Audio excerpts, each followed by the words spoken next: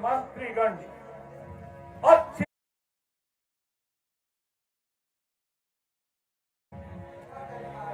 की बात नहीं है। मैं सिर्फ यही जानना चाहता हूं कि कोई हमारी चापलूसी तो नहीं कर रहा और हमारे पीछे कोई हमारा वैसे तो नहीं दम भर रहा। तो ठीक है,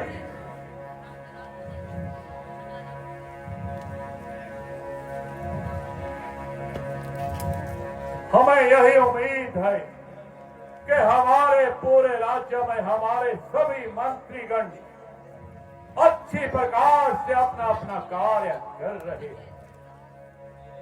इसीलिए तो हमारे राज्य में हर प्रकार से शांति है,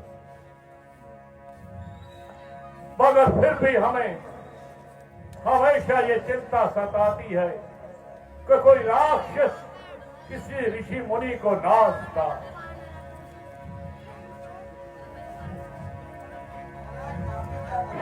विश्वामित्र, आप हमारे दरबार में आप जाएं और उनके स्वागत की तैयारी करें और उन्हें आदर सहित हमारे दरबार में लेकर आए। मुनि विश्वामित्र, इस समय लगता है कोई विचित्र बात है कि ऐसे अचानक मुनि विश्वामित्र किसी के पास नहीं जाते। परिणाम क्या मेरे धन्यवाद है कि आपने अपने पवित्र चरणों से इस भूमि को पवित्र किया और आपके दर्शनों से दशरथ का चित्त प्रसन्न हुआ। आइए मुनिवर, आइए आसन ग्रहण कीजिए। मुनिवर, आपके चेहरे पर कोई उदासी मालूम होती है और आपकी आंखों का तो रंग भी पलटा नजर आ रहा है। इसका क्या कारण है मुनिवर? गजब गजब, सितम सितम, अंधे महाअंधे, प्रजा बड़ी करती रहे और तुझे कानो कान खबर नहीं। दशरथ, आज सत्ता तेरे हाथ में है, सारी शक्ति तेरे दरबार में है, आठों सिद्धियां तेरे भंडार में है,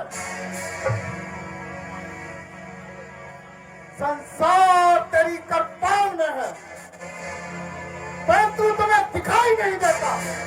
अंधा बना हुआ है, नहीं सुनता, बहरा बना हुआ है। मार डाल, प्रजा को मार डाल, इसलिए उन्हें रोता दे। तू बलवान है, इसलिए उन्हें मरता दे, ना कर कोई परवाह नहीं।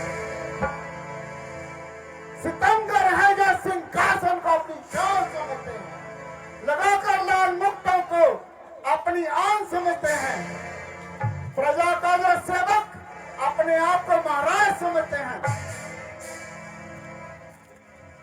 गरीबों की कमाई को ऐशो आराम का सामान समझते हैं।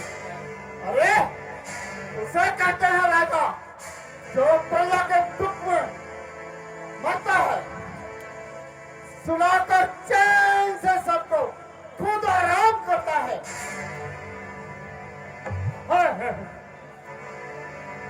हमारे राज्य में थे चोरी नहीं बल्कि सीधा चोरी।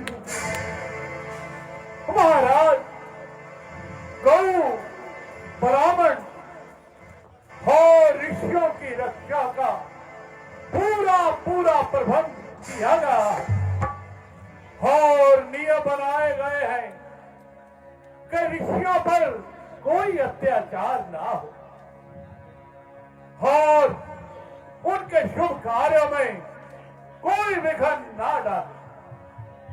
और सुनाया गया है कि राज्य प्रबंध तुमने क्या समझ रखा है? छोटे छोटे राज्यों को जीत लिया, इससे चल गया राज्य प्रबंध। मैं जानता हूं तुम्हारे पास सब कुछ है, प्रजा का दुख दूर करने की शक्ति नहीं। ये कैसे उदय है? भक्त मर रहे हैं, मर्यादा टूट रही है, प्रजा का पालन भुलाया जा रहा है, तू ध्यान नहीं देता।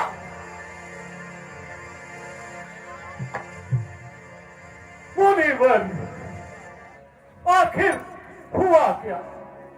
कुछ कृपा करके बताए तुझे।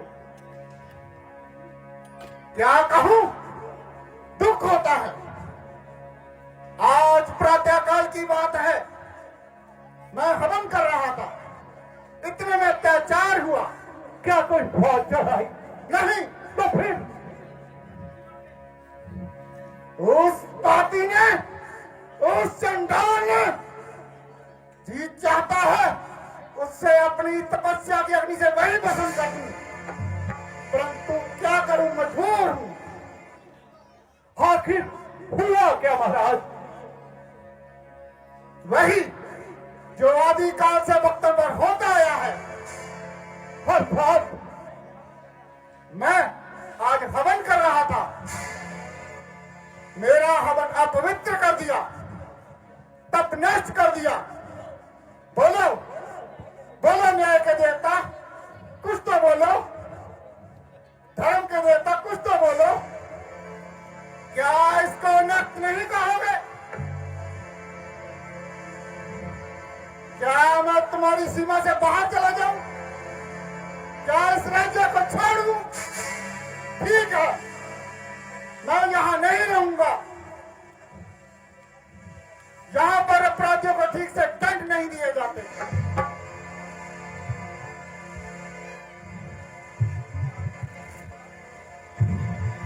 ठहरिए मुनिवर, ठहरिए। कहां जा रहे हैं? जहां न्याय होता है। मैं न्याय करूंगा। आशा नहीं, मेरी भुजाओं में बल है। कैरों के लिए। मैं कसम खाता हूं। किसकी? न्याय की। वो तुमसे कोसों दूर है। मर्यादा की। उसे तुम खो चुके हो। राम की। देखो, कहीं बाद में पछताना ना पड़े। ये मैंने क्या? मुनिवर,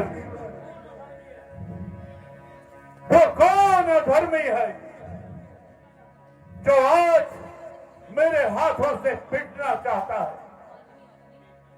बताएं तो सही।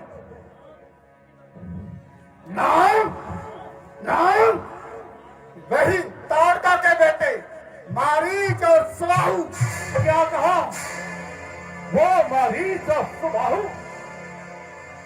गुरुवर, मैं प्रतिज्ञा करता हूं कि सुबह तक उन्हें जिंदा नहीं छोड़ूंगा। पलट जाए जमीन, क्या टैंक भरू अपनी बदल जाए, विदाई शाम को, सूर्य सुबह को ढल जाए और पानी से शीतलता निकल जाए और आग से गर्मी निकल जाए, परंतु एकदम असंभव इरादा मेरा अटल जाए।